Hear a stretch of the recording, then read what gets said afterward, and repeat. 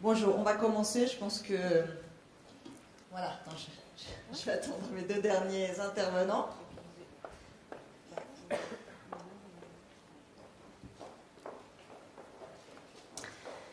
Bonjour à toutes et à tous.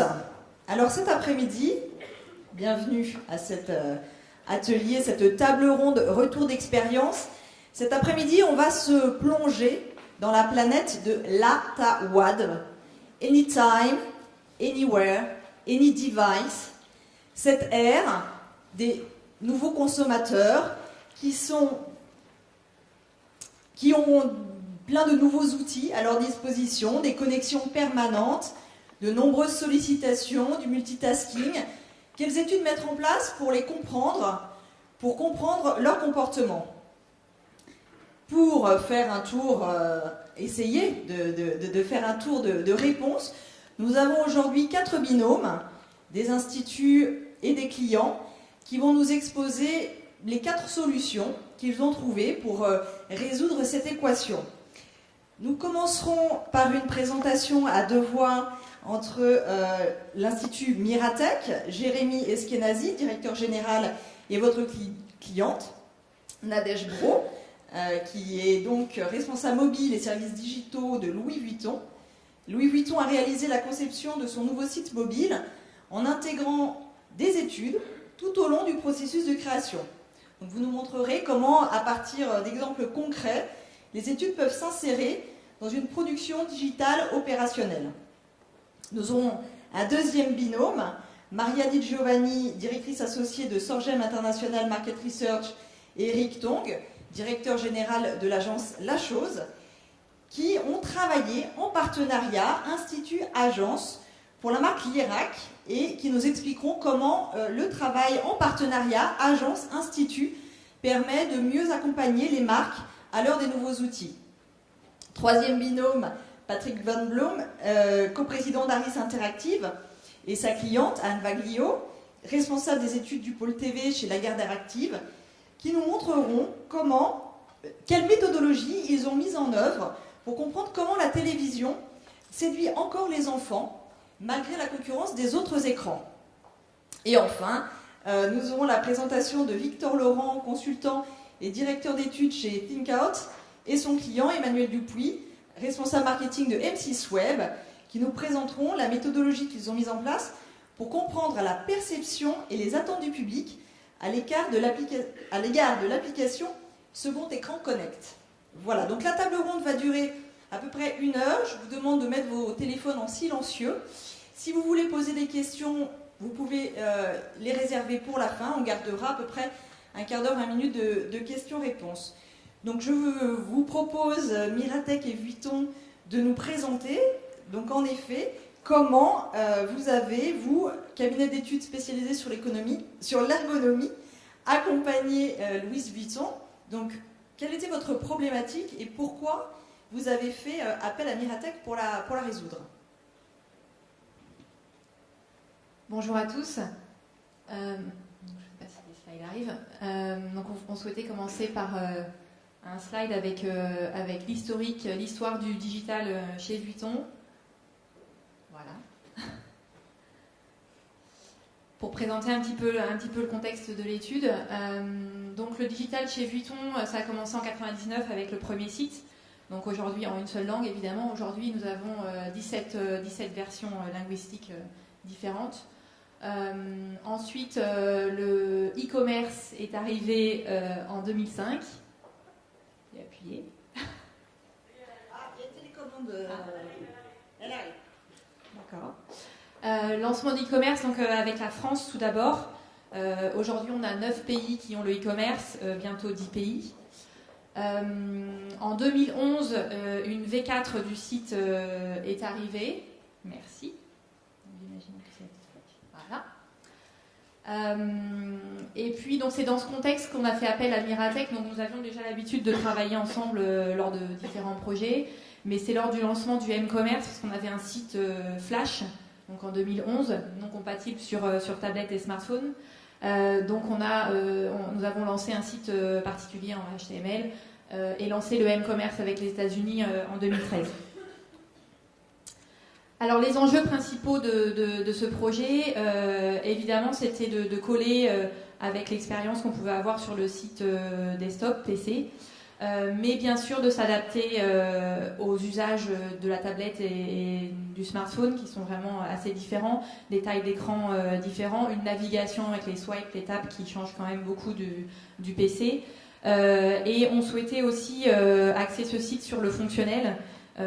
Cette balance a souvent rythmé nos réunions en interne avec le top management. Comment on trouve l'équilibre entre l'émotion, l'expérience sur le site et le fonctionnel. On doit faire rêver nos clients, que ce soit à partir de la homepage jusqu'au moment où il va saisir ses informations de carte bleue, donc ce qui n'est pas toujours évident. C'est vrai que notre site PC est très expérientiel. Sur le site smartphone et tablette, on a accès un petit peu plus sur le fonctionnel, du fait aussi de la taille des écrans. Donc comment nous avons fonctionné? Encore une fois, c'est pas une recette miracle, hein, ça s'est pas installé en quelques jours. On avait l'habitude de travailler ensemble déjà depuis un petit moment sur différents sujets, ça s'est fait progressivement. Chez nous, c'était pas du tout un automatisme de faire des études ergonomiques. Le digital chez Vuitton, même si on était assez innovant en étant les premiers à lancer le e-commerce en 2005, c'est quelque chose d'assez nouveau dans la maison. C'est vraiment pas le cœur du métier. Le retail a la plus forte part, mais on essaie de mettre en place comme ça des automatismes. Donc le top management était déjà sensibilisé aux tests ergonomiques, aux user tests. Et là, ce qu'on a souhaité faire lors du projet M-Commerce, c'est vraiment d'intégrer Miratech dès la conception. Et c'est ce qui a fait en fait le succès de cette étude. Dès le début, Miratech était avec nous lors des réunions avec l'agence de création, avec notre top management aussi, pour réfléchir à nos problématiques et ne pas arriver en fin de course, parce qu'en plus, d'un point de vue projet, souvent, et planning, les échelons et les échéances qui arrivent en dernier sont souvent mis de côté. Donc là, vraiment, en partant dès le début, en réfléchissant au concept ensemble, on a mis en place un concept de test and learn avec des échanges réguliers. Donc on testait une page, on attendait les retours utilisateurs pour pouvoir améliorer, on retestait. Et c'est ce qui a fait que voilà, cette étude a vraiment été un succès. On vous parlera des résultats à la fin.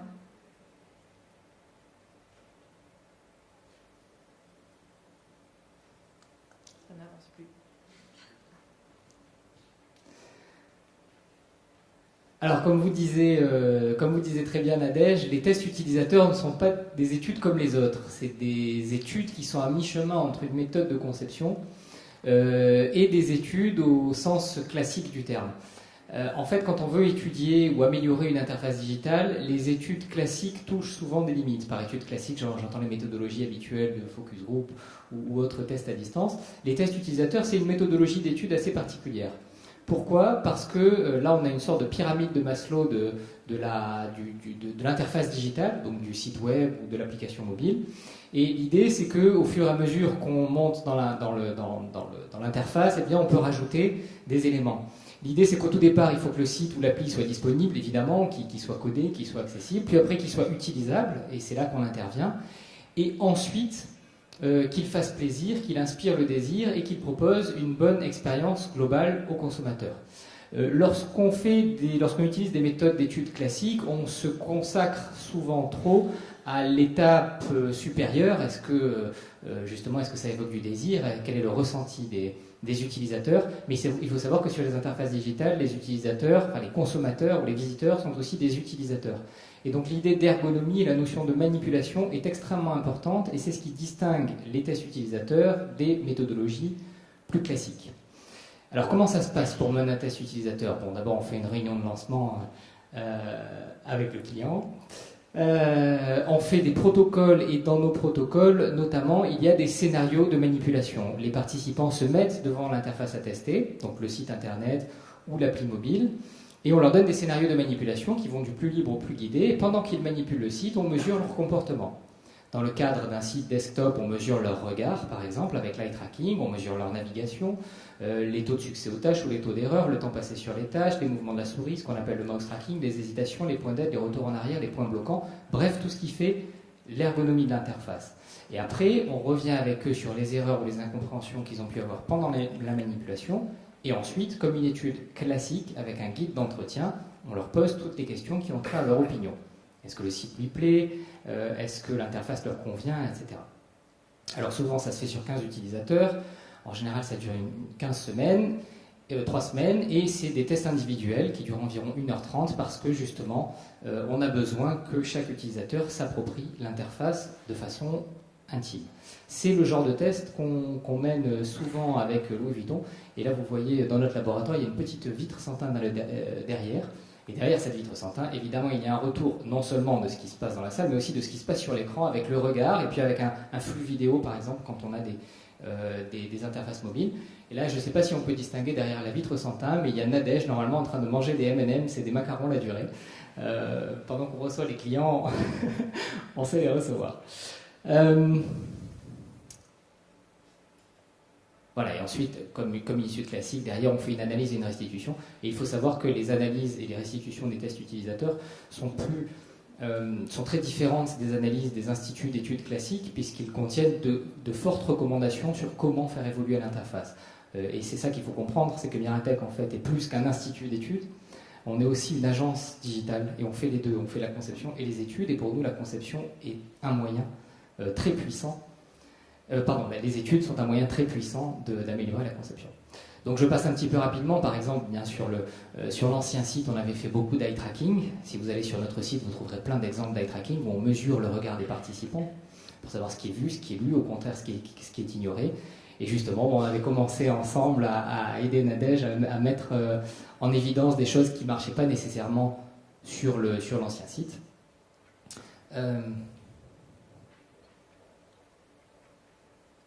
Voilà, et donc comme je vous le disais, le type de résultats qu'on peut obtenir, eh bien, c'est à la fois des résultats classiques tels qu'on peut les voir dans les études. Je ne sais pas s'il y a un pointeur ici. Il y a un pointeur. Est-ce que ça marche là? Donc à la fois des résultats classiques, type questionnaire, etc. Des résultats, des recueils de verbatim, mais aussi tout ce qui a trait à la navigation et tout ce qui a trait à l'expérience ergonomique du site. Et c'est très très différent des études classiques. Alors au final, justement, comme le disait très bien Nadège, la bonne façon de faire, c'est d'intégrer les tests utilisateurs dans le cadre d'un processus de conception. C'est ce qu'on appelle le design itératif, ou pour faire plus classe, le iterative design. Donc on fait des maquettes, on les teste, on les améliore, on les reteste, etc. Et au final, ça marche très très bien, puisque forcément, ça permet de faire des sites ou des applis qui conviennent au public. Je vais laisser à Nadège le soin de conclure en disant jusqu'à quel point c'est magnifique. Alors, ça a été magnifique à plusieurs niveaux. Tout d'abord, quand vous voyez ici la satisfaction de nos clients, donc ça c'est issu d'un questionnaire qu'on a mis en ligne, donc 75% satisfaits ou très satisfaits. Voilà, donc c'était aux États-Unis. Et puis je crois qu'on a autre chose. Aujourd'hui, notre site de M-Commerce représente un gros tiers de nos commandes en ligne, ce qui est un peu au-dessus du marché. Alors, c'est important ce fait-là, mais ce qui est aussi très important, c'est que ces user tests sont un formidable moyen de convaincre notre top management quand on doit prendre une décision. Au lieu de faire 15 ateliers de 3 heures, on a Jérémy qui vient et qui présente pendant 10 minutes Madame ou Monsieur Michu derrière l'écran, alors qui sont un peu luxe évidemment, mais qui naviguent sur notre site. Et on voit très clairement quand ils parviennent à utiliser l'interface ou pas. Donc au bout de 1 ou 2 utilisateurs, 5 parfois, ça devient très évident et on n'a même pas besoin de convaincre nos management. C'est vraiment quelque chose qui est tout naturel. Voilà. Ce qui m'intéresse de savoir, c'est est-ce que vous avez analysé la clientèle? Est-ce que c'est la même clientèle dans les boutiques et sur ce site, voilà. Alors, on essaie d'éviter de réfléchir dans ce sens-là, en mono-channel, parce que si on commence à étudier les clients par channel, on ne pense plus à l'expérience client en général. Donc on essaie vraiment d'étudier le profil de nos clients de façon transverse et multi-channel. Voilà, donc je peux pas dire grand-chose. On a le même type de client. Le mobile n'est pas uniquement un client pour la petite maroquinerie. On a aussi des très très bons clients qui nous connaissent bien, qui vont sur le site mobile. On a évidemment un fort taux de recrutement, mais en termes de pourcentage, on a un pourcentage de très bons clients assez équivalent avec les magasins. Et par rapport à l'ancien site, est-ce que vous avez évalué le taux de conversion ? Alors je vais un peu faire la même réponse. Un device peut servir au taux de conversion de l'autre device. Le mobile, on le sait, a un taux de conversion un peu plus faible qu'un PC. C'est dû à l'écran, c'est dû à l'usage qu'on en fait. Mais globalement, on a vu une progression du taux de conversion, c'est certain. Merci beaucoup. Alors, on va maintenant passer à une deuxième façon d'accompagner les marques dans ce multi-tasking, dans cette multi-expérience de la marque. Alors, Maria Di Giovanni, vous avez travaillé avec Eric Tong, donc Institut Agence, afin de mieux aider les marques à appréhender le multicanal et le cross-canal. Vous avez appris à travailler en partenariat pour cela. Oui. Alors, effectivement, c'est la vie est faite d'opportunités. Donc, c'est une opportunité qui s'est présentée et nous avions à la Sorgem, comme vous le savez, les études de marque sont historiquement très présentes et sont un peu à la base de notre savoir-faire. Le sentiment que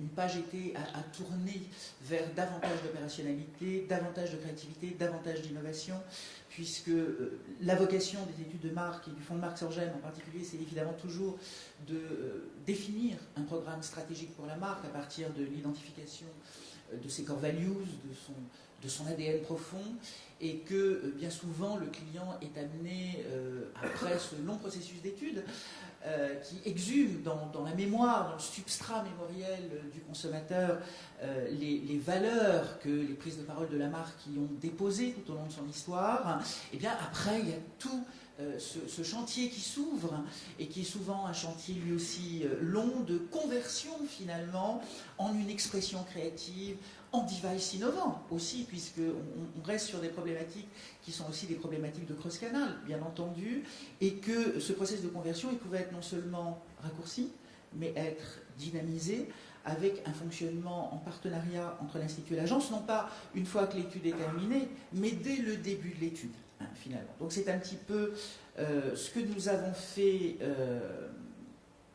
avec Eric Tong, qui est ici présent et qui va prendre la parole. Et donc, la découverte, dans le cadre de cette étude que nous avons faite pour l'IRAC, où il s'agissait bien entendu d'exhumer, encore une fois, d'exprimer probablement différemment un capital installé depuis longtemps dans la marque, où nous avons pu aller tout de suite très très loin et finalement travailler l'expression des concepts presque simultanément au travail qu'on faisait pour trouver les concepts. Ce qui nous permet de les ajuster beaucoup plus rapidement, de mettre en place un processus d'innovation et de créativité qui aurait été non seulement beaucoup plus long autrement dans un process classique, mais également probablement avec beaucoup plus de déperdition.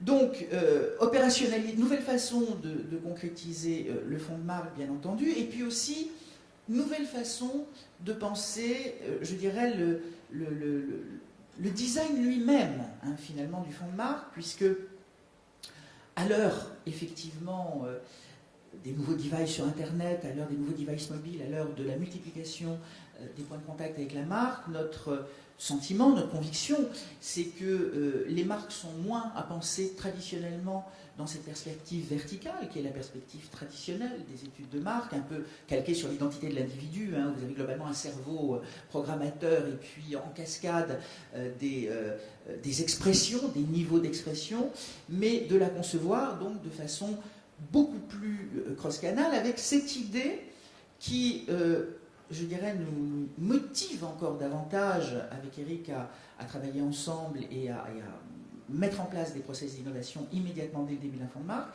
c'est que le touchpoint digital, à notre avis, n'est pas un touchpoint parmi d'autres touchpoints. C'est un touchpoint où les marques peuvent refertiliser leurs core values, où il peut y avoir un travail refondation, hein, quasiment. On a vu certaines marques se refonder sur le digital et refertiliser leurs autres touchpoints, ce qui veut dire aussi qu'il faut travailler à chaque point de contact dans l'expérience vécue de la marque, en se souciant peut-être moins qu'auparavant de ce qu'on appelle simplement la cohérence des messages de la marque, mais d'une cohérence d'un niveau supérieur qui articule dans un système, dans peut-être un écosystème, justement, les différents types d'expériences qu'on fait avec elle aux différents endroits. Alors je vais peut-être passer la parole à Eric, qui a été l'acteur aussi de ce processus et avec lequel on a travaillé en particulier pour les RAC. Et vous travaillez toujours ensemble, je crois. Oui.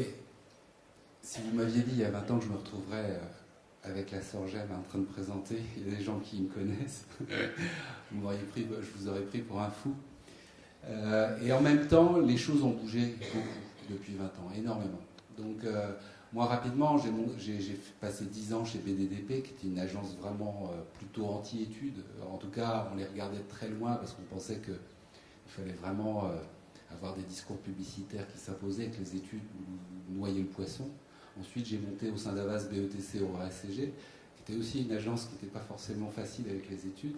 Et en 2006, avec Pascal Grégoire, j'ai monté la chose. Et en fait, la chose, comme son nom l'indique, on s'est mis tout de suite avec le digital au centre. On avait la vision, moi étant depuis longtemps dans la musique, j'avais vu ce qu'avait fait l'informatique et ce qu'elle avait apporté sur la musique, sur la digitalisation à tous les niveaux. Et je m'étais dit que sur la publicité, ça allait avoir des changements très très importants dans la façon de faire. Et donc il fallait qu'on rebatte complètement les cartes. Et dit autrement, la chose, c'est le fruit d'une disruption appliquée à l'agence de publicité. Alors à partir de là, la disruption, on y va carrément. Et ça permet de rebattre complètement la façon d'envisager notre métier. Et il y a un truc qui s'est passé, c'est qu'en 30 ans de publicité, j'en ai vécu des fonds de marque. Et je dirais que plus exactement, je les ai subis très souvent. Ce qu'on appelait entre nous publicitaires le syndrome du fonds de marque.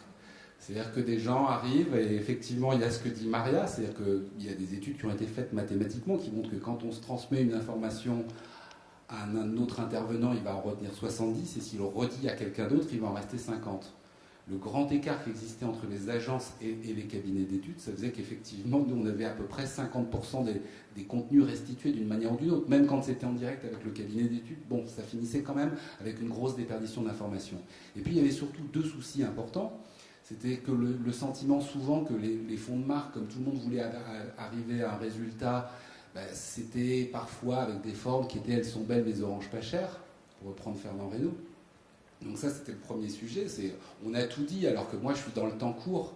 Je dois, à un moment donné, en une demi-seconde, traduire ce fonds de marque dans un stimuli, quel qu'il soit digital ou publicitaire plus classique. Et puis, il y avait très souvent cette question d'exécutabilité des concepts. Nous, on cherche des aspérités, les choses qui vont vous distinguer, marque des concurrents. Et souvent, j'avais des concepts qui étaient peut-être très plébiscités par les clients, mais qui étaient totalement inexécutables. Donc ça, c'était avant qu'on se rencontre avec Maria. Et en fait, l'époque, pour moi, et c'est vrai de l'agence, en fait, on a créé un marketing de l'offre nouveau en positionnant l'agence différemment, en s'appelant La Chose, en disant qu'on va prendre les formes que vous voulez, on va s'adapter parce que c'est le moment et à cette adaptation. Et je crois profondément aussi qu'au niveau du marketing, il manque beaucoup en France de compréhension que dans le fond, le marketing ne peut être qu'un marketing de l'offre. On est trop structuré sur le marketing de la demande. Et c'est ça qu'on a essayé de résoudre avec Maria, c'est comment qu'on arrive dans un travail qu'on fait sur un fonds de marque à pouvoir simultanément, c'est un peu ce que disait Madame et Monsieur auparavant, checker avec des stimuli, avoir un feedback immédiat entre la traduction de ce qu'on est en train de se raconter et puis la réponse que ça a une fois que c'est traduit dans des formes avec le temps court dont je parle, qui est le sujet de toute la communication. Donc ça permet tout ça, et on est dans une époque où, bien entendu, avec le digital, le time to market a changé fondamentalement. On ne peut plus se permettre de se dire, il y a un problème sur la marque de fonds de marque, on va prendre 1 an à 18 mois avant d'avoir des résultats. Donc à partir de là, si je résume ce qui se passait auparavant, vous aviez un cheminement qui prenait 6 mois à faire un fonds de marque. Il y avait un feedback agence, on commençait à travailler, puis on avait à peu près 6 mois de travail pour refaire une validation. Et si tout se passait bien, au bout de 12 mois, on avait quelque chose qui émergeait de tout ça. Là, l'intérêt de ce qu'on a fait, c'est en rapprochant des opposés, on crée une espèce de forme de champ d'induction qui crée de l'énergie. C'est-à-dire qu'on se retrouve avec Maria simultanément dans des task force où on va être avec des études, avec des propositions. On va proposer différents types de concepts. Sur l'Irak, ce qui est très intéressant, c'est que ça nous a permis en temps réel d'avoir des échanges qui étaient créatifs, et c'est ça que ça apporte. Et de tout ça, très rapidement, de pouvoir en 3-4 réunions de groupe ensuite, tester des stimuli et arriver avec quelque chose de totalement défini. Au niveau de la concrétisation de c'est quoi cette marque, comment elle s'exprime. Et ensuite, bien entendu, on continue pour avoir ensuite la déclinaison sur tous les supports. Parce que moi, je pense fondamentalement que le digital, c'est une accélération de tout, mais que dans le fond, notre méthode, elle reste old school sur le fait que quand une marque sait où elle va et qu'elle a un vrai fond de marque, une vraie direction, des vraies valeurs claires, ensuite, ce qu'il faut, c'est les rendre explosifs, quels que soient les supports. Pour l'Irak, par exemple, est-ce que vous pouvez prendre un exemple qu'est-ce que concrètement vous avez pu apporter comme conseil enrichi de cette double expérience? On n'a pas le droit d'en parler. On n'a pas le droit d'en parler parce que, non mais c'est radical, enfin, c'est vraiment différent. C'est vraiment différent. Il y a des débats sur les marques de cosmétiques, notamment sur l'âge. Comment représenter et être le mieux disant dans l'anti-âge.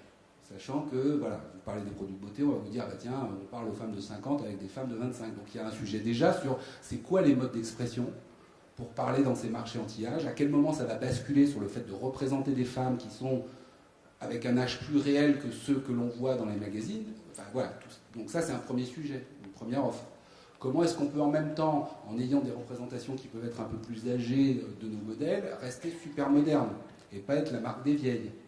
Donc comment est-ce que le digital peut nous aider là-dessus à avoir des nouvelles façons aussi de montrer que le fait d'être dans une plus grande vérité par rapport à nos cibles, c'est pas pour autant être une marque vieillissante. Voilà, et tout des débats. Et en fait, ce qui est intéressant, c'est qu'on est en permanence en aller-retour. C'est ce que vous expliquiez sur des modes que l'on peut faire maintenant de manière administrée digitalement. Mais c'est aussi un mode de fonctionnement issu de cette permanence et cette vitesse du digital où en fait on émet un stimuli, on a un feedback, on l'a remonté dans la manière de construire et de faire nos études. Enfin, de faire les études. Moi, je ne fais pas d'études, je produis des choses. Et peut-être un autre exemple, alors, sur une autre marque, vous m'aviez parlé d'une étude pour un média, un magazine. Est-ce que là, vous pouvez en dire un mot, peut-être très concrètement, comment vous avez accompagné Oui, alors ça rejoint cette façon, je dirais un petit peu, je dirais pas nouvelle, mais en tous les cas actualisée, de travailler sur des marques. Il s'agissait d'un support média, hein, donc c'était un peu particulier, mais de travailler non pas simplement sur une perception, parce que la marque c'est aussi une perception bien entendu, mais sur des expériences. Et sur des expériences croisées. Alors, de les croiser simultanément sur le mobile, sur Internet, avec toutes sortes de devices. Mais une plateforme de marque développée sur Internet, c'est évidemment pas qu'un site de marque, ni qu'un site marchand. C'est tout un dispositif qui doit fonctionner comme un système. Et puis de voir comment ça recoupe éventuellement ce qui est fait en médias, etc. Et c'est vrai qu'en l'occurrence, pour l'étude que vous évoquez, on avait travaillé beaucoup sur chacun des supports, un peu selon des méthodes proches de ce qui a été fait par exemple sur Louis Vuitton, pour essayer de comprendre quels étaient les fondamentaux de l'expérience que je vivais sur chacun de ces supports avec cette marque. En fait, on fait les choses un peu à l'envers. Dans un fond de marque traditionnel, on part globalement, on met les gens dans une salle et on leur dit voilà, cette marque, on va aller très profondément avec une main chercher dans votre tête tout ce qu'elle évoque, tout ce qu'elle a construit. Avec ce nouveau système, on se dit, on vous place à chacun des endroits où vous la touchez. Et on est à côté de vous et on essaye de comprendre globalement comment vous la vivez, cette marque-là, mais aussi dans l'expérience toute simple avec le produit. Et on repart de ça pour remonter vers les core values. Vous voyez ce que je veux dire? Donc on est dans quelque chose, dans un processus qui est beaucoup plus vivant, beaucoup plus dynamique. Et beaucoup plus dynamique, c'est aussi ce process qui doit être simultané à ce travail qu'on peut faire avec des créatifs, avec une agence, pour se dire, ben voilà, simultanément à l'étude, on travaille sur la plateforme de marque à chaque fois pour trouver le bon concept, etc. et pour l'optimiser, l'enrichir tout au long de l'étude. À quoi faut-il veiller quand on expose sa marque à ces nouveaux canaux? On prend des risques. Enfin, c'est pas un problème. En fait, c'est une traduction. Donc, on est d'accord avec Maria sur dire que souvent, quand on avait une vision à 100% d'une marque, je veux voir qu'une tête, ça ne correspond pas à la réalité. Moi, ça fait 30 ans que je recommande aux marques d'avoir 80% structuré et 20% où on laisse faire. On ne le fait pas assez. Parce que dans le digital, il y a une prime à l'essai. Moi, ça fait 8 ans que la chose existe. Sur le digital, je finance beaucoup des choses qu'on fait pour amener les clients à se dire « Ok, on peut y aller ». Parce que ça regorge d'opportunités. C'est ça qui est génial de l'époque. Enfin, c'est là où on revient au marketing de l'offre. Il y a plein de formes nouvelles, des formes mutantes. Et donc, c'est là-dessus où il faut se laisser aller. Mais je pense aussi que les marques se voient de manière plus rigide qu'elles le sont. On a beaucoup parlé avec Maria dans le fond, la petite robe noire de Guerlain est une incongruité totale par rapport à la marque Guerlain, et c'est un gros succès. Donc, est-ce que c'est un problème ? C'est aussi la capacité, justement, de cette force de proposition. Ce qui est formidable avec le digital, c'est ce qui était dit tout à l'heure, c'est que le feedback est quasiment instantané. Donc, on peut y aller et tester des choses. Et se dire, OK, qu'est-ce qui se passe ? En n'oubliant pas aussi que des fois, il ne faut pas s'arrêter au premier avis donné. Parce qu'il y a aussi le fait de pouvoir déplacer les lignes. Mais ce qu'il y a de bien avec le digital, c'est que c'est en temps réel. Donc, nous, on a certains clients, ils ne sont que sur des réseaux sociaux. Et là, c'est un nouveau champ de communication génial. Parce que c'est quoi la ligne éditoriale ? Comment est-ce qu'on fait pour stimuler ? Pas avoir un discours que commerçant. Comment est-ce qu'on est vraiment dans la conversation ? Ça veut dire sur quel sujet la marque va parler de choses qui ne relèvent pas de l'échange avec commerçant avec quelqu'un. Mais voilà, c'est en quoi discuter du football, ça va fonctionner avec la marque ou pas. Mais bon, il faut être plus zen parce qu'effectivement, il y a souvent beaucoup d'angoisse par rapport au digital parce qu'on a un feedback. Mais auparavant, il n'y avait pas de feedback entendu, mais il y avait des feedbacks. Les gens allaient faire pipi pendant les spots de pub ou trouvaient que c'était ringard et que voilà, et les gens s'en apercevaient, les annonceurs s'en apercevaient 18 mois plus tard, après avoir eu des résultats d'études qui montraient que la marque s'effilochait. Donc c'est formidable d'avoir un feedback aussi rapide. Ça nous permet d'aller beaucoup plus vite dans les implémentations et le fait d'être de plus en plus... Juste un mot peut-être, c'est tout à fait juste. Et nous on pense, honnêtement, que le digital, c'est aussi quelque chose qui sonne le glas d'une conception verticale, certes je l'ai dit, mais autoritaire de la marque. Parce que sur le digital, on rentre quand même dans un processus de co-création avec le consommateur. Et ça, c'est vrai que c'est un peu un champ nouveau. C'est presque un renversement de perspective qui peut être extrêmement déstabilisant pour les marques. Donc il faut les accompagner dans cette démarche, les rassurer, et puis se dire que la vie est faite de risques et qu'il faut quelquefois les prendre. Je dirais juste une chose aussi. Nous, on a développé une antenne réseau social parce qu'en fait, c'est un endroit extrêmement intéressant d'interaction en plus avec votre premier cercle de clients. Donc c'est ceux qui en fait sont le plus proches de votre marque naturellement, ils ont fait des efforts pour venir. Donc nous on a considéré que c'est stratégique pour une agence d'être là-dessus. Et au niveau sémantique et au niveau de la capacité de compréhension de la tonalité, de comment est-ce qu'on doit parler, c'est vraiment formidable. Donc voilà, on a plus d'outils en temps réel aujourd'hui pour pouvoir faire un meilleur travail, c'est juste ça le sujet. Merci beaucoup. Alors nous allons passer maintenant, nous intéresser dans ce contexte de multicanal aux études qui doivent comprendre un public varié de consommateurs. Et comment cela se prépare-t-il ? Et les grandes lignes à intégrer dans le process. Donc avec vous, Anne Vaglio, responsable des études du pôle télé chez Lagardère Active, en 2013, vous avez fait appel à Harris Interactive pour vous aider à résoudre une problématique que vous allez nous expliquer en quelques mots. Tout à fait. Donc, en effet, l'étude qu'on a menée avec Harris date d'à peu près il y a un an, c'était au printemps 2013. Et en fait, le contexte, c'est qu'on constatait un recul des performances de Gulli, en fait, notamment sur son cœur de cible, les enfants 4-10 ans. Donc, en fait, on se posait des questions relatives à l'audience et à l'image de la chaîne. Et donc, on voyait 3 causes possibles. Et donc, le brief qu'on a fait à Harris, c'est celui que vous voyez là. On se disait, il y a peut-être un effet média, c'est-à-dire une éventuelle désaffection des enfants pour le média de télé. Donc, il y a 2 choses qui nous incitaient à se dire que c'était peut-être ça. Le fait que entre 2011 et 2012, la seule cible sur laquelle la durée d'écoute individuelle de la télévision avait baissé, c'était les enfants, les 4-14 ans. Donc on se disait, bon, il se passe peut-être un truc sur les 4-14 ans qu'on ne constate pas sur les autres cibles. Et la deuxième chose, c'était que, donc, tandis que nos audiences classiques, Mediamat, étaient en baisse, on constatait que de mois en mois, on battait nos records de vidéos vues sur le site Gulli Replay. Donc on se disait, bon, il y a peut-être un transfert, ce qui était un petit peu inquiétant pour nous quand même, parce qu'on ne monétise pas tout à fait encore les audiences digitales comme les audiences linéaires. Donc ça, c'était le premier point. Le deuxième point, on se disait, il y a peut-être un problème de marque en fait. Est-ce que Gulli avait perdu sa proximité avec les enfants? Donc on se disait, bon, soit peut-être à cause de la concurrence. C'est vrai que début 2013, on était dans un contexte où il y avait 6 nouvelles chaînes TNT HD qui étaient arrivées peu de temps avant. Et puis d'une manière générale, les chaînes hertziennes restent aussi des concurrentes pour Gulli sur la cible enfant. Ou alors peut-être à cause de son positionnement famille, parce que c'est vrai qu'on avait élargi le positionnement de Gulli en proposant notamment le soir des films, des téléfilms, des séries, etc., des documentaires qui pouvaient s'adresser également à la famille. Donc vous vous disiez, bon, est-ce qu'on n'a pas un petit peu perdu les gens en essayant d'élargir la cible? Et puis enfin, le troisième point, c'était une problématique d'offre et de contenu, c'est-à-dire, est-ce qu'il y a un désintérêt pour les programmes de Gulli d'une manière générale, soit parce qu'on ne renouvelle pas suffisamment de contenu, soit parce qu'on est peut-être devenu trop garçon, qui était une impression qu'on avait parfois, et puis peut-être aussi une mauvaise compréhension de la programmation. C'est vrai que c'était aussi un moment où on avait pas mal, la direction de la programmation avait pas mal bougé chez nous, et donc chacun faisait un petit peu, appliquer sa politique.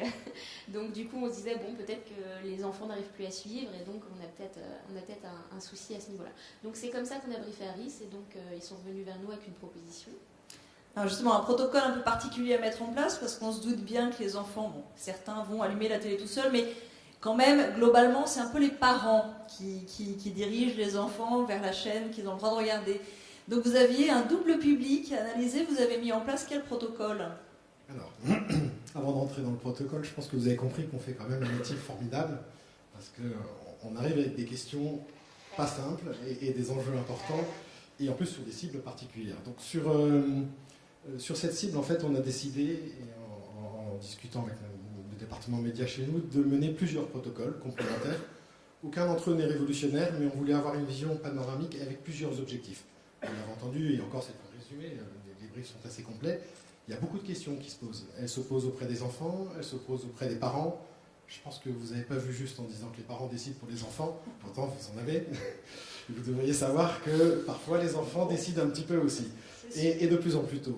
Et donc on a essayé de comprendre les parents, les enfants de manière distincte, et surtout d'aider les parents à nous expliquer ce que faisaient leurs enfants. Parce qu'un des premiers constats, c'est que si vous demandez spontanément à des parents quelles sont les pratiques de loisirs, parce que la concurrence de Gulli, c'est de la télévision, d'autres écrans, mais aussi discuter avec des amis, aller jouer au square, enfin voilà, la concurrence est très très large. Et donc pour comprendre ça, on avait besoin des parents aussi, mais on avait besoin d'aider les parents à comprendre leurs enfants. Et on a mis en place ce qu'on appelle ici Bulletin Board, la première phase. C'est une sorte de forum, en fait, une interface qui permet à des gens de nous dire jour après jour, de nous répondre à des questions, d'observer des choses pour nous et de nous remonter l'information. Et en fait, on a missionné des parents pour aller regarder vraiment ce que faisaient leurs enfants. Pour certains, ça a été une révélation. Et parce que voilà, on n'est pas toujours derrière ces enfants. Et en plus, on parle d'enfants 4-12 ans, on a quand même des populations très différentes. Et notamment les jeunes collégiens ont une relation à leurs parents qui est un petit peu différente des jeunes enfants. Et donc on leur a demandé d'aller regarder, d'observer jour après jour, de faire un carnet de consommation de l'ensemble des loisirs, la télévision, les autres écrans, ce que l'on fait les jours d'école, les jours où on n'a pas école, etc. Pour que nous, on puisse avoir une photographie.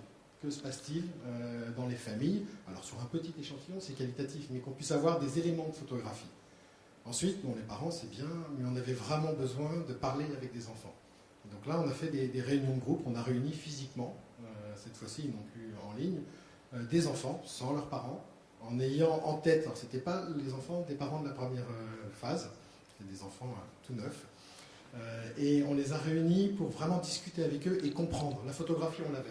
Maintenant, on essaie de comprendre pourquoi ils utilisent plusieurs écrans, à quel moment, dans quelles circonstances, qui nous racontent leur vie. De la même manière que dans la première phase, on avait des parents qui nous envoyaient des photographies. On voyait des jeunes enfants en train de faire quelque chose avec un smartphone ou une tablette. La tablette, ça commence très très tôt.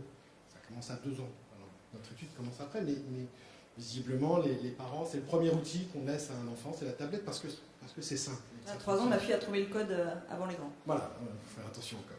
Et donc ces groupes nous ont permis non seulement d'avoir une photographie, mais de comprendre ce qu'il y avait derrière la photographie, quelles étaient les motivations. Parce qu'il y a des mouvements qui sont lents, qui sont indicibles, et qu'on a du mal à mesurer juste en regardant ce qui se passe.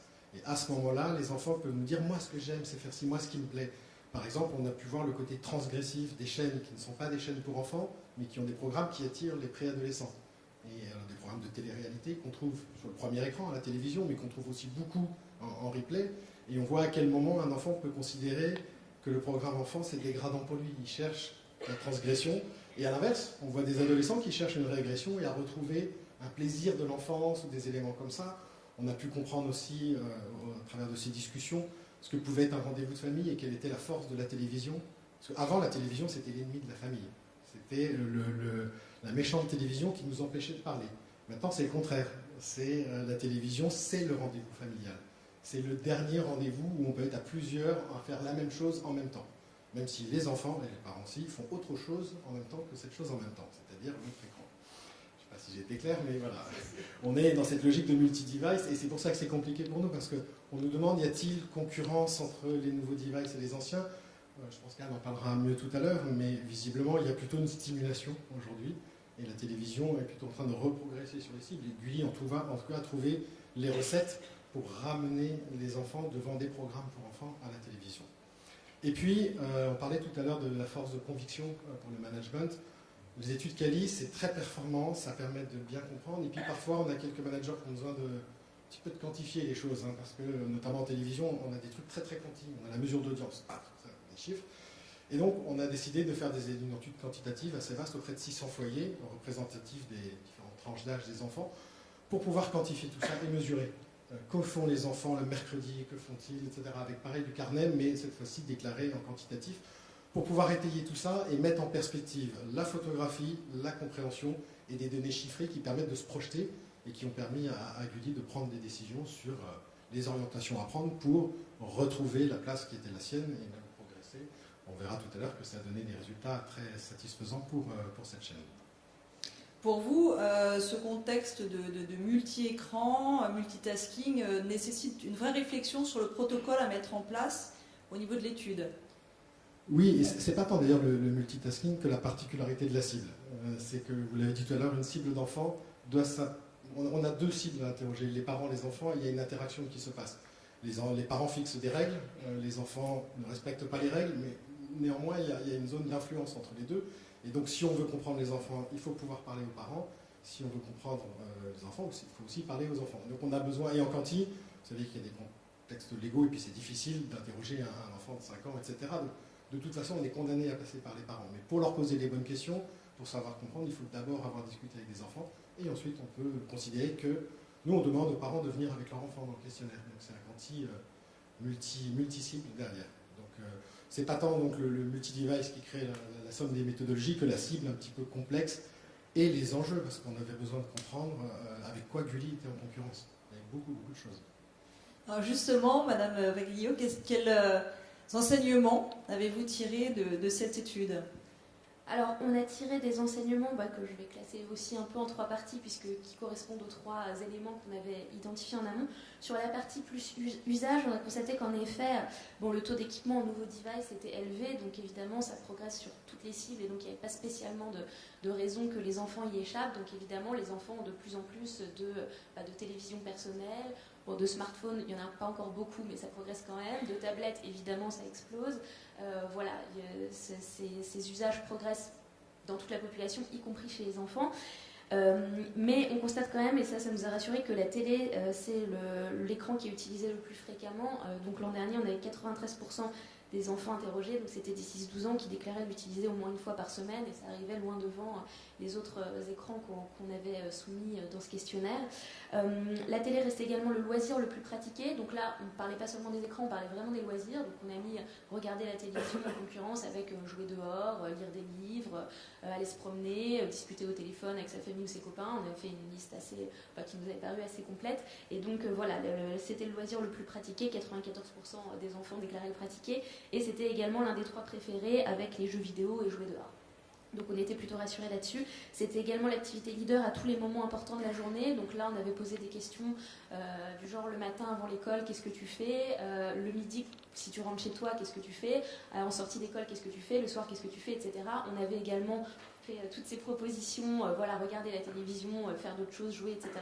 Et voilà, la courbe était assez intéressante pour nous parce que la petite icône de la télévision arrivait en tête à chaque fois, donc on était contents.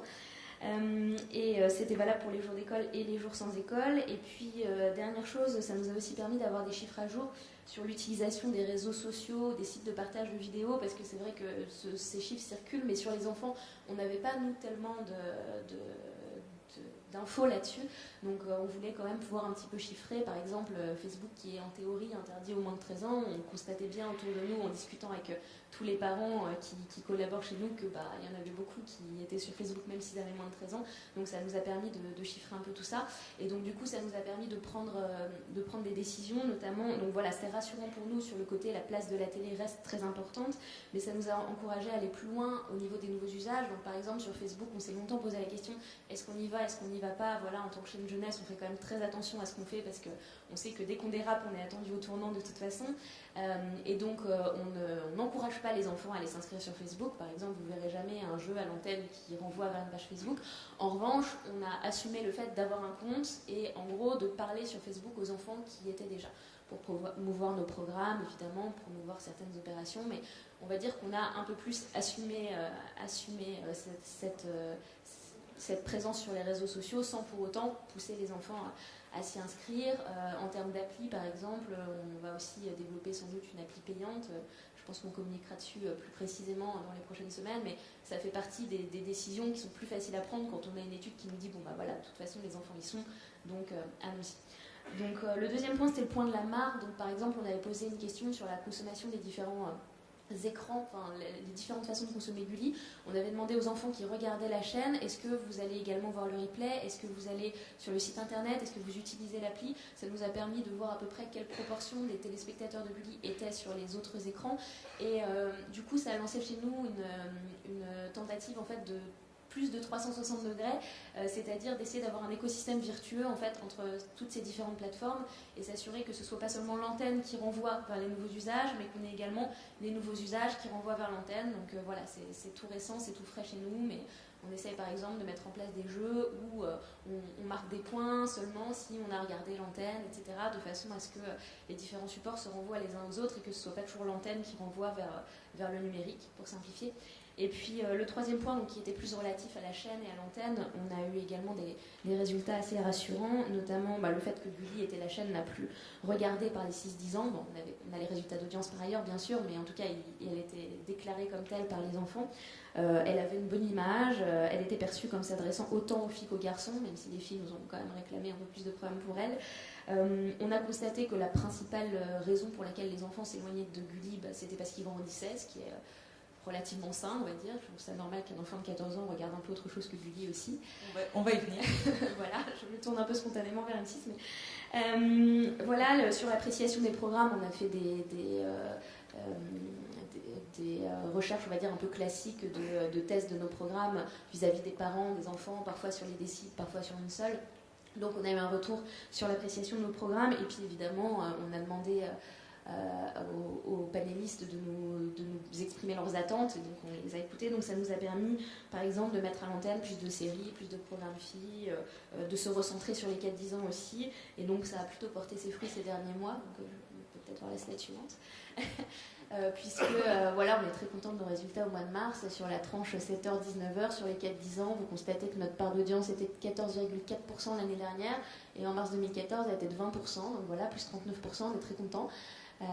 Sur cette tranche horaire-là, on est largement la première chaîne du PAF, et d'un autre côté, nos vidéos visionnées, on est très content aussi, puisque, alors j'avais indiqué 13,5 parce que j'avais préparé la slide un peu en avance, mais en fait je peux vous annoncer que ces 14 millions de vidéos vues en mars 2014, on était à 7,9 l'an dernier, donc voilà, c'est une progression très importante. Mais écoutez, merci beaucoup. On voit à quel point, en effet, cette étude vous a permis de prendre des bonnes décisions, et on en voit les résultats. Donc en effet, on va s'intéresser à un autre public, mais toujours dans cette stratégie multicanale, quel protocole mettre en place en fait pour comprendre le public. Et alors là, donc, nous voici chez M6 avec le contexte du second écran connecté. Donc Emmanuel Dupuis, vous êtes responsable marketing chez M6 Web et vous allez nous présenter le dispositif Connect sur lequel donc, vous avez collaboré avec ThinkOut. Tout à fait. Alors, bonjour à tous. Donc, chez M6 Web, on travaille les services du groupe sur le numérique donc pour l'ensemble de nos chaînes. Et c'est ainsi c'était en mars 2008, on a lancé M6 Replay pour retrouver donc l'ensemble des programmes de la chaîne en délinéaire, donc en télé de rattrapage, sur les 7 à 15 jours suivant la diffusion télé. Et ce service a rencontré une très forte adhésion dès le début. Donc ce service, on l'a fait pas mal évoluer depuis. Aujourd'hui, il s'appelle 6play. On ne le retrouve plus uniquement que sur le PC, on le retrouve aussi sur tablette, sur smartphone, sur télé connectée, sur télé par ADSL, sur console, etc. Il concerne plus que la chaîne M6, il concerne aussi W9 et Sister. Et donc il a conservé évidemment le cœur qui est le replay, mais on retrouve aussi les chaînes en live, en direct. On retrouve de l'interactivité, donc c'est la brique Connect dont on va parler, et également d'autres types de contenus. Dans la lignée de toute cette transformation du service, en septembre 2012, donc on a sorti cette fameuse brique Connect. Alors Connect, qu'est-ce que c'est ? Tout simplement, on utilise le fait que les gens sont de plus en plus avec un smartphone, une tablette devant leur télévision pour essayer de leur pousser un contenu en lien direct avec ce qui se passe à la télévision et parfaitement synchronisé par en fait un procédé technique, c'est que derrière on fait un marquage du signal audio qui est inaudible à l'oreille humaine et que le terminal reconnaît pour caler exactement au bon moment le bon contenu. On a une petite vidéo, ça vaut les meilleurs discours. Nous avons Thomas Soto pour vous présenter la fonctionnalité Connect, si la régie veut bien lancer la vidéo. Avec l'application M6, obtenez des informations complémentaires, répondez à un sondage, donnez votre avis en temps réel avec votre programme. Dès que ce signal s'affiche en haut de l'écran, rendez-vous dans votre application M6. Capital, comme vous ne l'avez jamais vu, c'est maintenant. Et grâce à eux, on trouve encore de la literie ou des jouets made in France. Mais vous allez voir que pour rester compétitif, notamment face aux Chinois, c'est un combat de tous les instants. Il faut se battre tous les jours, c'est clair. Toutes les années, vous repassez le bac dans le jeu. C'est pas compliqué. Vous mettez en question, 1er janvier, il faut partir sur des nouvelles bases. Nous avons suivi quelques-uns de ces chefs d'entreprise particulièrement résistants. Face à la mondialisation, ils répondent innovation. C'est pas grave, on va aller à l'essentiel. Pour le plat, je pars sur un bœuf très rustique, poêlé, grillé chez les poivres, avec un écrasé de pommes de terre mis en cercle carré.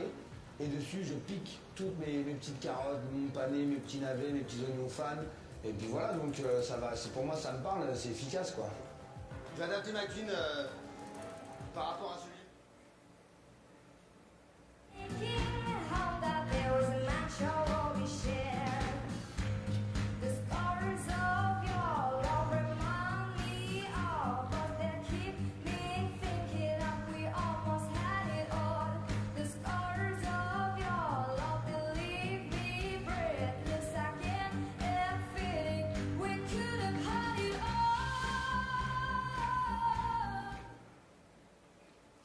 Voilà, donc vous l'aurez compris, avec cette fonctionnalité Connect, on peut donc pousser des quiz, des sondages. Si on suit la logique jusqu'au bout, on peut même faire remonter sur l'écran de la télévision des résultats de quiz et de sondages. On peut également pousser donc, des recettes sur un Top Chef. On peut également pousser où en sont une carte en fait, sur Pékin Express avec l'état d'avancement des candidats dans leur périple en Birmanie. Voilà, on peut également pousser des vidéos ou des photos.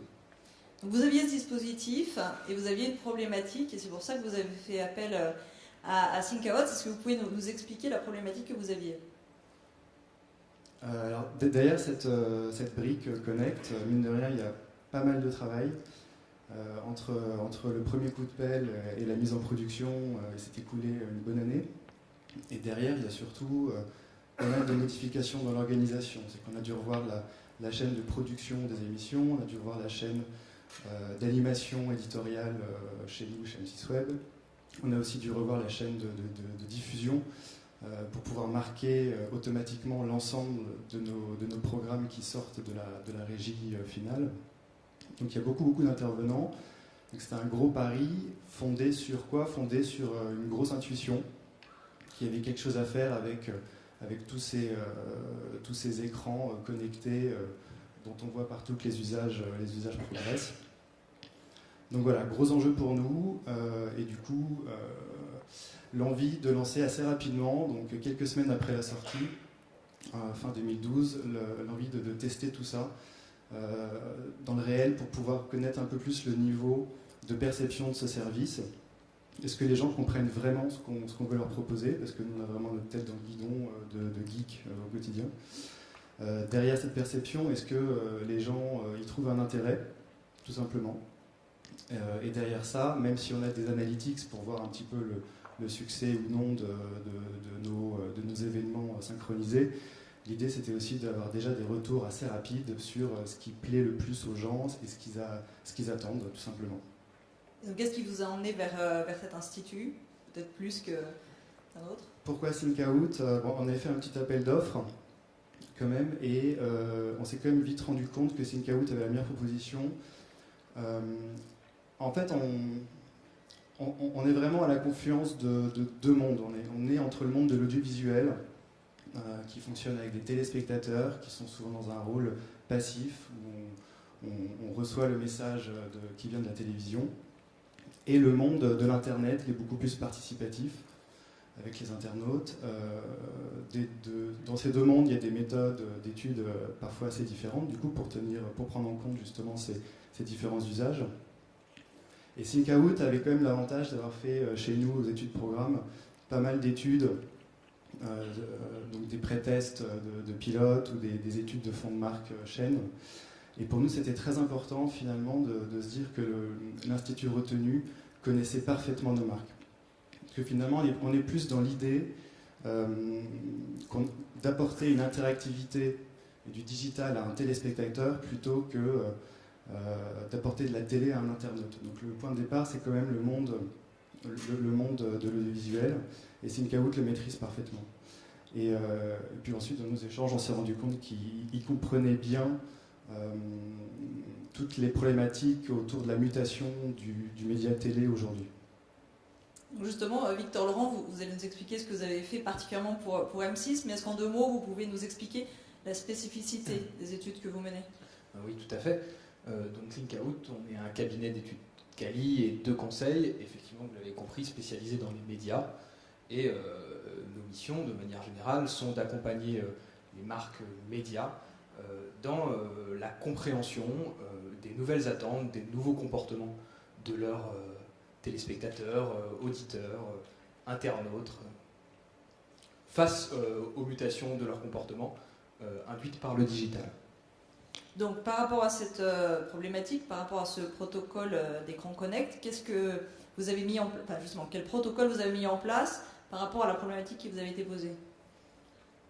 Alors c'était une étude effectivement, mais comme toutes celles dont on a parlé ici, qui était assez délicate. Évidemment, on est dans une posture toute nouvelle pour le téléspectateur, qui d'une posture qu'on caricature souvent en disant qu'elle est complètement passive, mais en tout cas dans une posture de simple réception, on lui propose de passer à une posture plus active et d'émettre des choses, d'agir avec sa télévision. Face à cette nouveauté, évidemment, tout le monde est un peu en phase d'appropriation. Le téléspectateur, mais aussi les équipes qui ne savent pas vraiment vers quoi elles se dirigent. Il y a pas mal de freins qui peuvent apparaître, d'abord à chaud, et puis on peut éventuellement espérer observer des freins qui se lèvent ou des nouveaux leviers qui apparaissent avec le temps. Donc on s'est posé 2 exigences avant de construire cette méthodologie.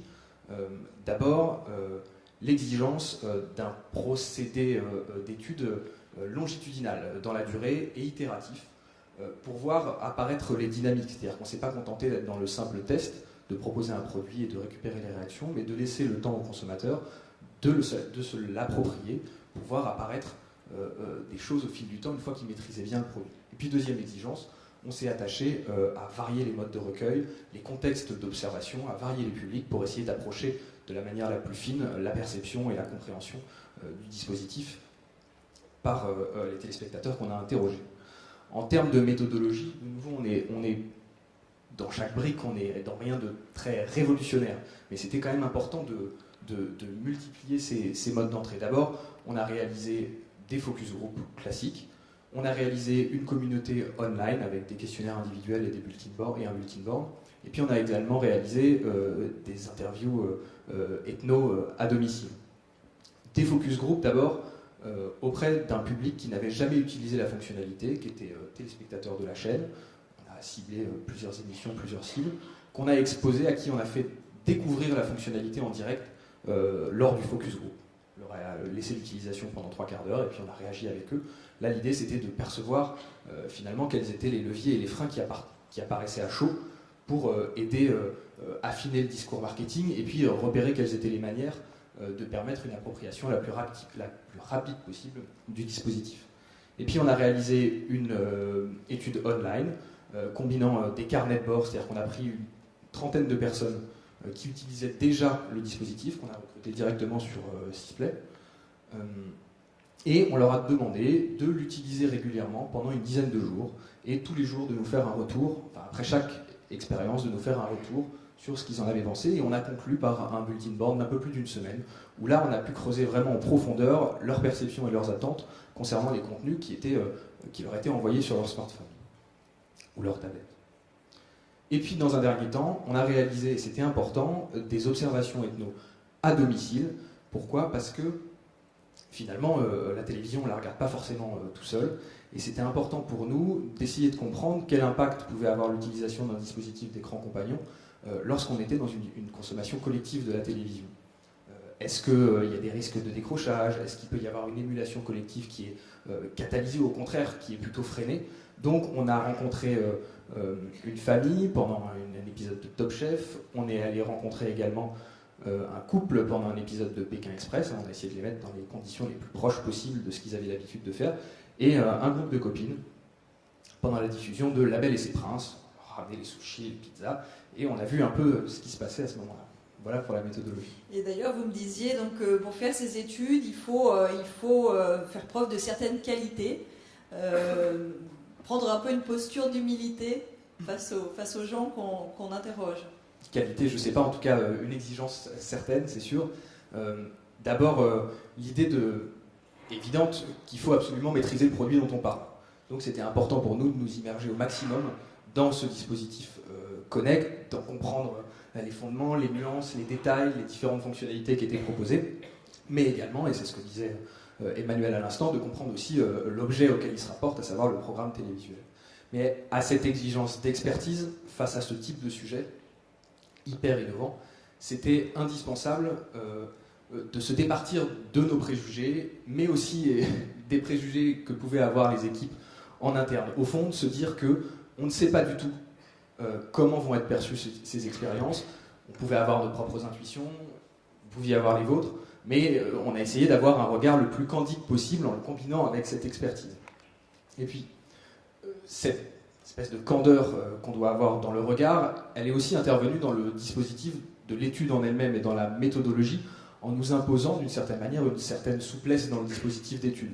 Puisqu'évidemment, face à un sujet aussi innovant, on a pu voir apparaître des nouvelles questions, des nouvelles problématiques, des leviers ou des freins qu'on n'avait pas perçus. Donc, par exemple, on a aménagé, au bout de quelques jours d'études, des espaces de conversation un peu plus spontanés. On a pu donner nos adresses e-mail pro-perso, voire nos numéros de téléphone aux participants pour qu'ils nous envoient des captures d'écran, des petites remarques qui pouvaient se faire par-ci par-là. On a décidé de les rappeler 15 jours plus tard, au dernier moment. Voilà, donc à la fois avoir un cadre clair pour mener l'étude, et en même temps ménager une certaine souplesse pour s'adapter aux exigences de l'étude. Juste une dernière chose. L'autre exigence, au-delà de cette souplesse, je pense qu'il y a une question d'humilité qu'il faut avoir dans la relation qu'on a avec les personnes qu'on interroge. On l'a vu, on en a parlé, on le sait, la digitalisation impose une relation, je dirais, plus symétrique entre la marque et son public. Et cette nouvelle relation plus symétrique, elle doit se ressentir dans le dispositif de l'étude qu'on met. C'est pour ça que je parle d'humilité. C'était impensable pour ce genre d'études de se contenter de lâcher l'objet dans la cour de ces gens et de leur dire bon bah faites-nous nos retours et on verra ce qu'on en fait. Non, on a été obligé, il a fallu l'expliquer, mais je crois que ça a été très bien compris par les équipes, qu'il fallait faire preuve d'une espèce de certaine transparence. Voilà au fond les marges de manœuvre dont on dispose, les questions qu'on se pose, et là on a vraiment besoin de vous pour comprendre comment le faire évoluer et si ça peut fonctionner. Emmanuel Dupuis, vous avez appris quoi de cette étude? Beaucoup de choses. Beaucoup de choses. Ouais, déjà, juste pour compléter un tout petit peu ce qu'a dit Victor, c'était très très agréable de partager leur remise en question quasi quotidienne. On avait un vrai échange là-dessus. Et en tant que client, c'est très rassurant, en fait. Parce qu'il y a eu une vraie relation de confiance qui s'est créée. Et je pense que pendant 3 mois, l'équipe Sync-Out faisait partie de notre équipe. C'est une vraie collaboration. Et voilà, en partageant même nos doutes qu'on avait chacun de nos côtés. Donc qu'est-ce qu'on a appris de cette étude? Pas mal de choses. Déjà, on a eu un rendu assez fourni, avec des grilles d'analyse très détaillées pour chaque programme, enfin quasiment, pour une quinzaine de programmes de nos antennes les plus importants. On avait des retours très détaillés, des recommandations sur ce qu'on pouvait faire, ne pas faire, etc., en fonction de tous les types d'événements synchronisés, donc des types de contenus éditoriaux qu'on voulait lancer. Donc ça, c'est la première chose. La deuxième chose, en prenant un peu plus de recul, on a appris que cette logique finalement qu'on avait dès le début d'automatisation et d'industrialisation de cette fonctionnalité Connect n'était pas forcément à porter jusqu'au bout, ne serait-ce qu'en termes éditorial. Selon la chaîne, selon le programme, selon la séquence même dans un programme, selon les cibles qu'on va retrouver en face, l'animation éditoriale doit être complètement différente d'une cible à l'autre. Et ça, on l'a pas mal sous-estimé, je pense. Ce qu'on a retenu, c'est qu'il fallait travailler le ton de ces nouveaux contenus enrichis. C'était une vraie prolongation du programme. Et donc, même pour certains de ces contenus, il fallait les prévoir encore plus en amont sur la chaîne de production et directement sur le tournage. Je me souviens d'un Cali avec des jeunes à Dijon. On leur présentait une émission de télé-réalité qui s'appelle Les Marseillais. Et on voyait les Marseillais en boîte de nuit en train de faire des selfies. Et alors la réaction spontanée de tout le groupe, tout d'un coup, c'était « mais pourquoi on n'a pas le selfie qui s'affiche sur notre iPhone tout de suite là ?» Donc voilà, pour ça, il faut le prévoir au moment du tournage, etc. etc. Donc on est en train d'évoluer aussi dans cette voie-là, pour que dans la narration, on prévoit ça à la racine en fait. Voilà. On a appris qu'on avait encore du travail de pédagogie à faire auprès des téléspectateurs, que c'était pas si évident que ça. Donc on a renforcé ça. On essaie de faire incarner cette pédagogie et ces démonstrations par les animateurs eux-mêmes. Ce qu'on a fait récemment sur une émission qui s'appelle « Qu'est-ce que je sais vraiment ?» Voilà, qu'est-ce qu'on a appris encore? Plein de choses. Et du coup, pour diffuser ces résultats en interne, il a fallu mobiliser l'ensemble des services. Disons qu'on est parti sur une restitution classique auprès des opérationnels d'abord, chez M6 Web. Elle a duré très longtemps. Ça a été vraiment un moment de débat entre tout le monde. Juste derrière, en fait, on a fait en interne une restitution synthétique à notre direction générale. Et derrière ça, on a demandé à Sync-Out de revenir, effectivement, faire une présentation avec les highlights directement auprès des unités de programme, parce que finalement, vu qu'on est sur une fonctionnalité qui, encore une fois, qui fait intervenir pas mal de services, c'était important aussi de partager les résultats de l'étude avec tout le monde. À l'un ou à l'autre d'ailleurs, une question, c'est ces écrans compagnons, je trouve que c'est joli cette expression, l'écran compagnon, quel potentiel ça peut avoir pour une marque à l'avenir, ces écrans en plus? Pour une marque, alors déjà si on parle de nos marques à nous, marque chaîne, marque programme, on est dans un univers de plus en plus concurrentiel. Bon, c'est un peu le cas pour tout le monde, mais pour notre cas en particulier, on a connu l'élargissement du nombre de chaînes sur la TNT. Donc c'est une concurrence parfois très stimulante, notamment quand il y a des chaînes de qualité comme Gulli qui nous rejoignent. Mais quelque part, c'est en période de prime time, c'est 30% de l'audience qui maintenant est déportée sur ce qu'on appelle les nouvelles chaînes. Donc il y a ce premier aspect. Et le deuxième aspect, c'est la concurrence des plateformes de vidéo en général, type YouTube par exemple. Et ce sont des comportements évidemment qu'on retrouve encore plus marqués sur la nouvelle génération, qui passe plus de temps sur Internet que devant l'écran de la télévision. Donc dans cet univers très concurrentiel, la stratégie un peu défensive, c'est d'essayer de conserver un peu ces audiences. Pour conserver ces audiences, il faut que nos marques arrivent à émerger dans cet océan. Et pour que nos marques réussissent à émerger, il faut qu'elles puissent toucher le cœur du téléspectateur. Et c'est pour ça qu'un dispositif comme Connect vient renforcer cette proximité, donc ce fameux engagement envers nos téléspectateurs qui vont pouvoir revenir plus fréquemment et puis même devenir prescripteurs eux-mêmes de ces programmes envers leurs amis. Donc voilà, vraiment créer l'engagement autour de nos marques, et cet engagement et cette proximité qu'on crée avec nos marques, on peut aussi la mettre à disposition de nos annonceurs qui ont des problématiques un peu similaires, qui cherchent à être de plus en plus proches du consommateur, qui cherchent à raconter des histoires auprès d'eux. Et du coup, on met à disposition tout ça, et quand on pousse une recette Top Chef par exemple sur Connect, eh bien finalement on propose à Auchan de la parrainer tout simplement. Merci beaucoup donc, pour ces 4 exposés très intéressants. Donc, on va être dans l'interaction, on n'a pas besoin d'écran compagnon, vous allez pouvoir poser vos questions en direct. Donc, il y a un micro qui circule. Est-ce que l'une de ces présentations suscite une question en particulier ? Ça a été très clair. Alors, moi j'avais quand même une question.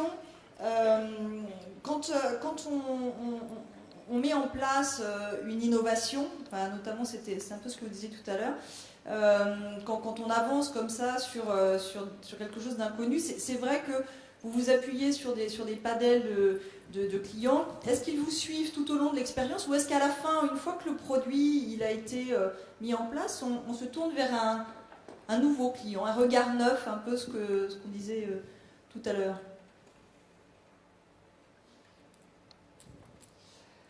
Alors, ça dépend de ce qu'on teste, et ça dépend de la problématique de test, bien sûr. Quand on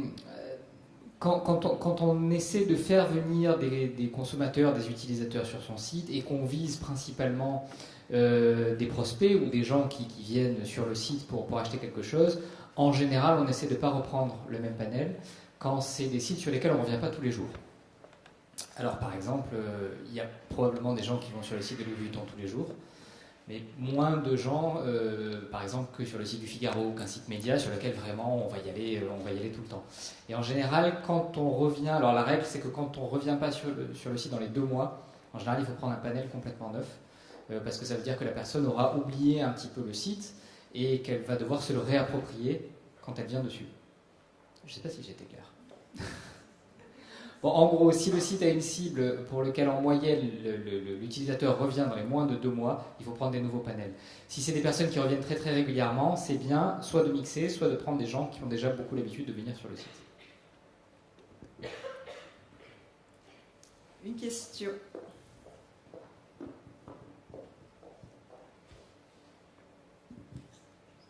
Fanny Millet d'Orange. Moi j'ai une question pour Monsieur Dupuis. J'aurais voulu savoir en fait quelles étaient les réticences de votre management par rapport à la mise en place de ce Connect. Parce que vous parliez de gros enjeux, de coûts, etc. Est-ce qu'il y avait des réticences aussi vis-à-vis finalement de la communication vers ces nouveaux devices, ou est-ce que c'était juste des problèmes organisationnels, financiers, etc.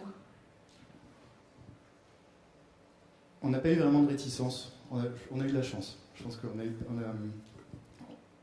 l'idée est venue à la fois de la direction et des équipes. Ça s'est fait, je serais incapable de dire d'où c'est venu, parce qu'on a un peu un système de démocratie participative, où finalement on peut proposer nos projets dans des réunions toutes les semaines.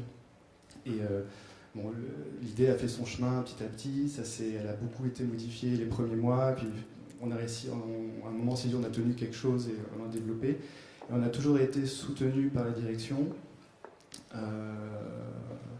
à tous les niveaux, et mieux que ça, je pense, oui, on a vraiment été soutenu même par la direction du groupe directement, vu toutes les modifications d'organisation qu'on devait faire derrière. Il fallait impliquer tout le monde sur ce projet, vraiment tout le monde. Donc il n'y a pas eu vraiment de réticence, mais justement c'est ce qui a fait que derrière, on a voulu redresser, corriger les éventuelles choses à corriger, rendre des comptes, et voilà, perdre un minimum de temps et essayer de corriger, voilà, d'avancer le plus vite possible sur ce sujet-là. Oui, bonjour, Georges Léoui. J'avais également une question pour vous. Dans votre projet Programme Connect, quel est un peu le business model? Est-ce que finalement ce que vous faites, c'est pour vous adapter aux nouveaux usages que peut avoir votre public, donc de façon un peu défensive pour éviter de perdre, je dirais, des spectateurs,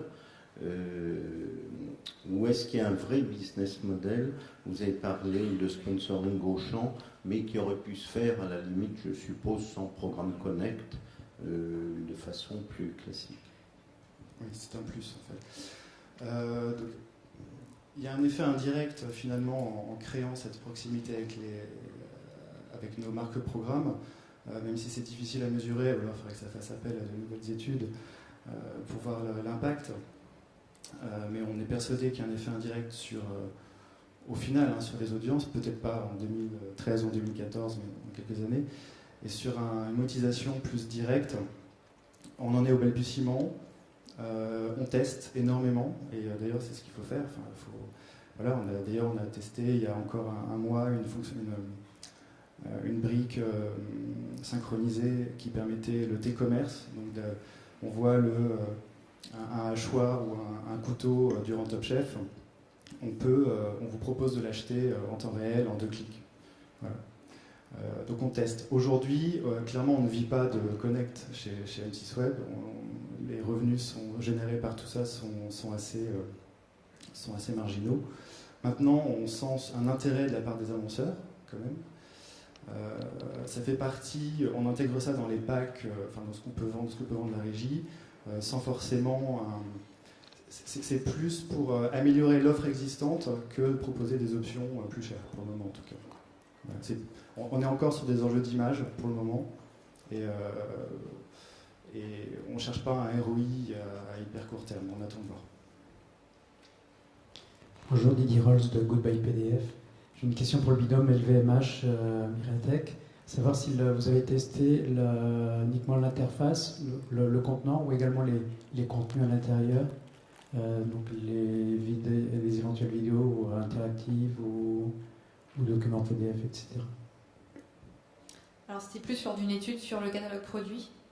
On avait vraiment testé l'apport du contenu dans un catalogue produit. Donc oui, on a testé tous ces vidéos, animations.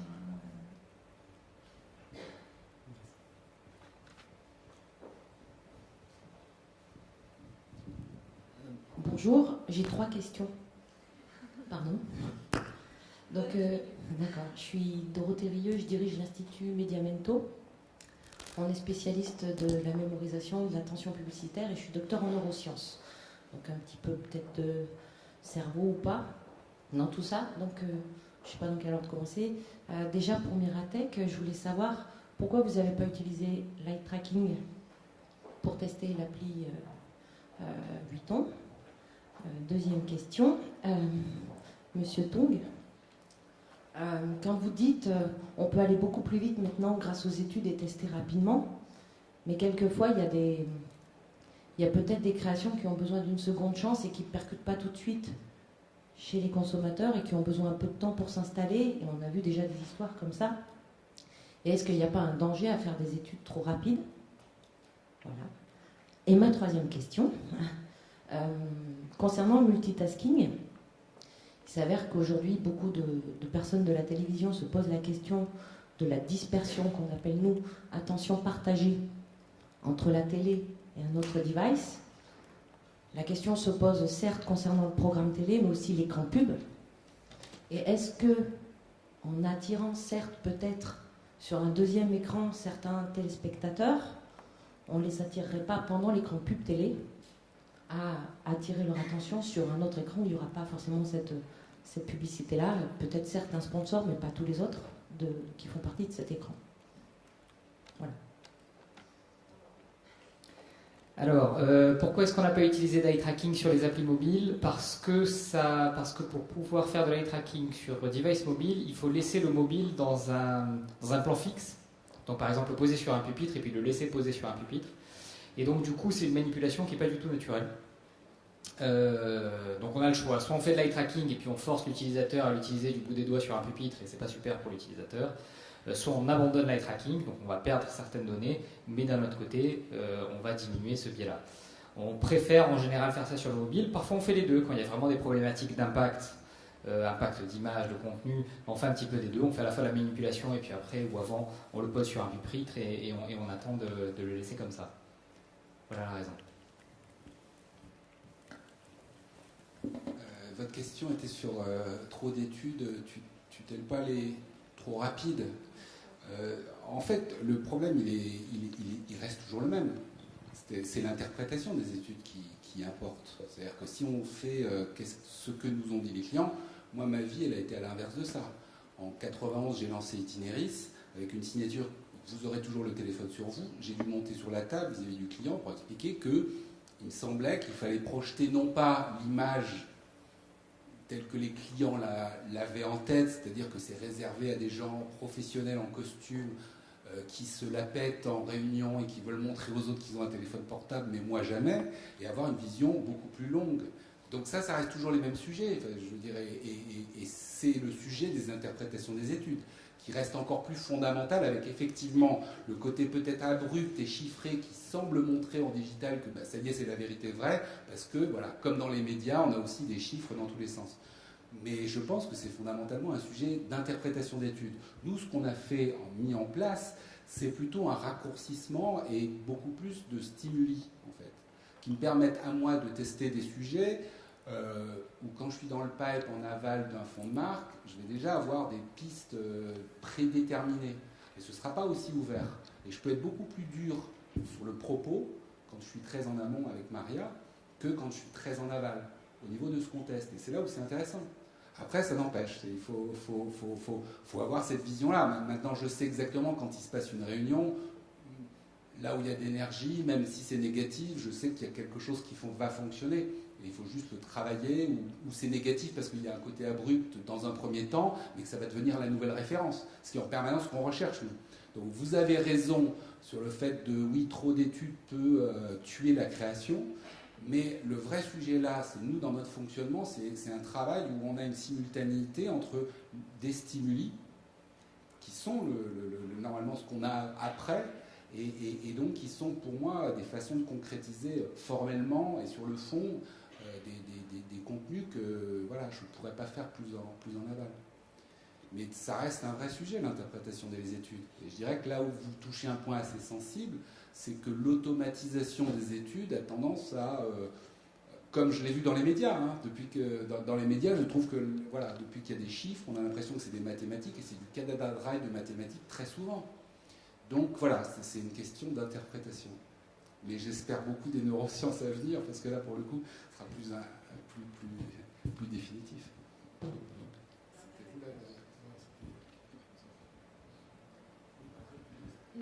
Ce que j'ai à dire moi sur le multitasking, c'est que on a quand même l'impression que les gens ont toujours multitasqué devant leur télévision, sauf qu'avant c'était pas avec un écran. Ils mangeaient, en ce qui concerne les enfants, ils jouaient. Enfin, ça fait des années que j'entends en groupe que les enfants jouent avec leurs jouets en même temps qu'ils sont en train de regarder des dessins animés sur Gulli. Donc c'est juste que maintenant ils jouent sur un écran alors qu'avant ils jouaient avec une figurine par exemple. Donc voilà. Alors, effectivement, ça se déporte et ça se renforce sûrement sur les écrans, parce que c'est tellement facile de lire ses mails quand on regarde la télé, et encore plus pendant la pub. L'idée, c'est justement d'avoir le téléspectateur captif sur son application Sisplay quand l'écran pub arrive. Et là, effectivement, on travaille sur des dispositifs de publicité interactive, on essaye, donc pour pouvoir proposer quelque chose sur l'application Sisplay. Mais voilà, on constate que les gens quand même quittent l'application Sisplay et vont lire leur mail ou sur Twitter ou sur Facebook pendant la coupure pub. Donc, mais là aussi, il y a peut-être des choses à faire très intéressantes pour nous. Eh bien écoutez, merci à tous. Je pense que nous avons donc tous mieux compris en quoi les études pouvaient aider les marques à mieux appréhender donc, cette fameuse ère de l'ATAWAD. Si l'innovation vous intéresse, vous pouvez rester à votre place pour suivre l'atelier Flash Benchmark sur le thème « Les études pour accélérer l'innovation ». Je vous souhaite une excellente fin de journée sur le printemps des études.